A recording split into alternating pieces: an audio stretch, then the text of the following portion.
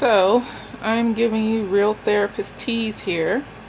This is the face of a therapist struggling with post-menstrual dysphoric disorder, PMDD.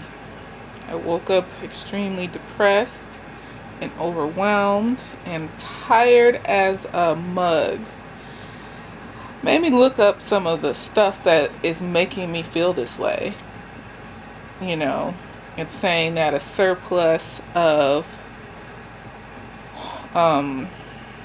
reproductive hormones in the limbic system can cause these feelings. Also in the amygdala, the structure in the brain that deals with fear. Frontal cortex, of course, the area of the brain that deals with emotions and decision making and things like that. But yeah, this is difficult. How do you go to work and get up and just go through the daily doldrums when you feel like crap? I'm trying not to curse. I'm a cursor. I know it's probably not the greatest, but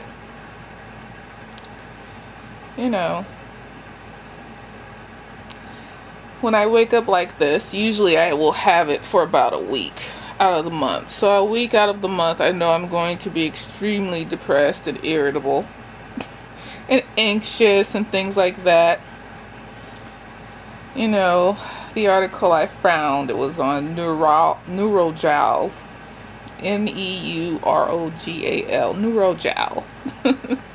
Excuse my retainers.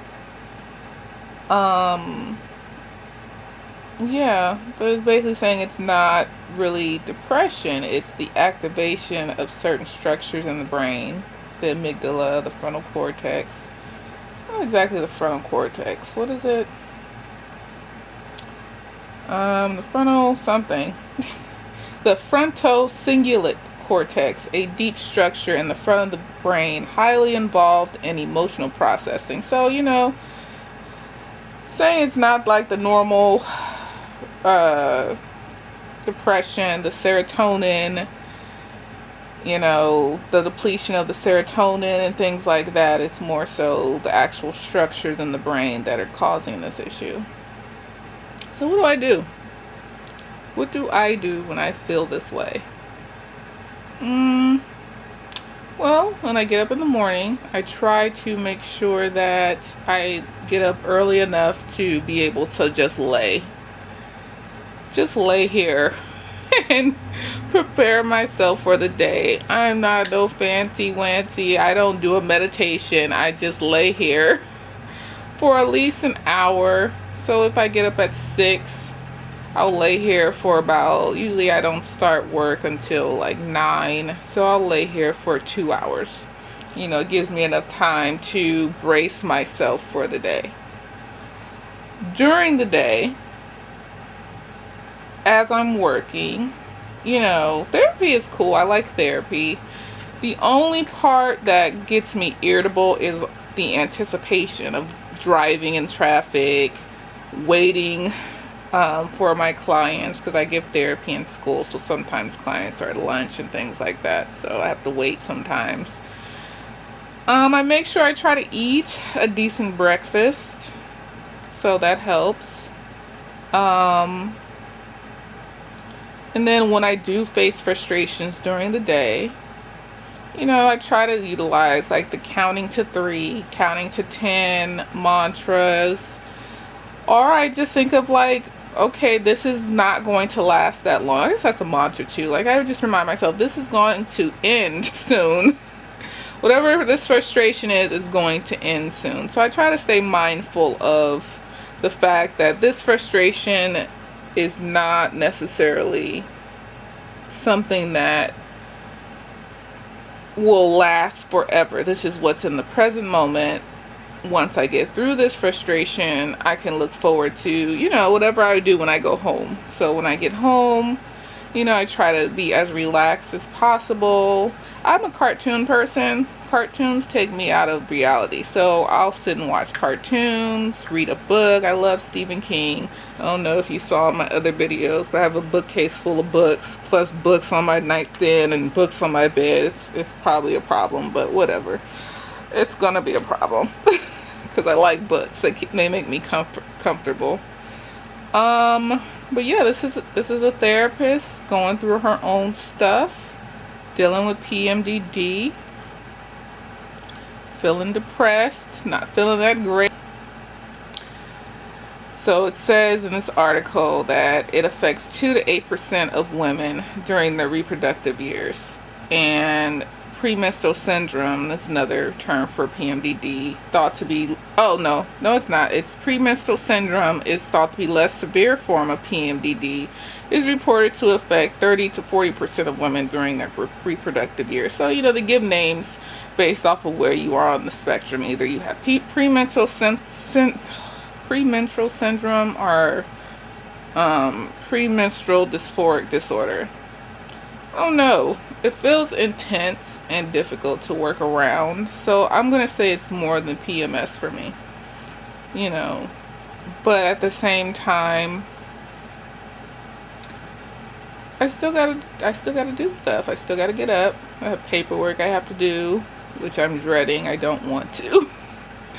Very monotonous things make me feel very overwhelmed, but I still get up and do it. So that's I pat myself on the back for that. I give myself props for that. I still get up and do the monotony that is paperwork.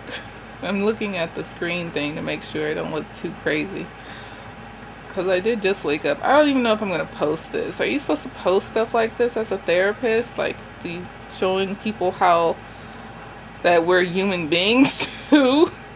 I also suffer from depression, anxiety, some PTSD. I have been through stuff. And yeah, I'm a regular, degular, schmegler human being. And I do things to help myself, and I want to do things to help other people as much as I possibly can. If I can, if they want the help, Some folks aren't ready to receive the help, so, you can't make people get help. That only just causes problems, That just makes them hate therapy. Like, this therapist came along and she tried to force me to do things I didn't want to do, so I'm never going to therapy again. And I just feel like that's rude.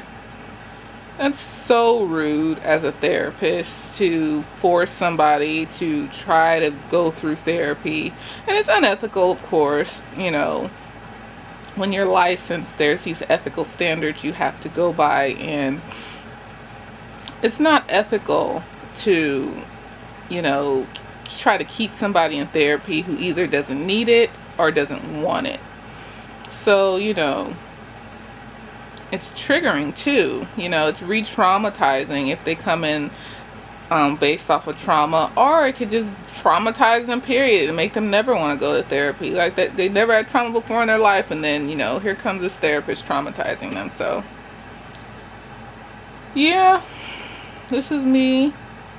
Early in the morning. Well, it's 8:14, so I have to get up and do notes. Today is one of those days where I don't have that many clients, but I do have phone calls to make and notes to do and paperwork to turn in and wash my face. It's just the exhausting things that you feel exhausted by. They're the normal things you feel exhausted by when you have postmenstrual dysphoric disorder. But I'm gonna get through it. I'm gonna do what I need to do. And yeah, maybe this helps somebody. Maybe people are looking at me like I'm crazy. Maybe I'll post it, maybe I won't. But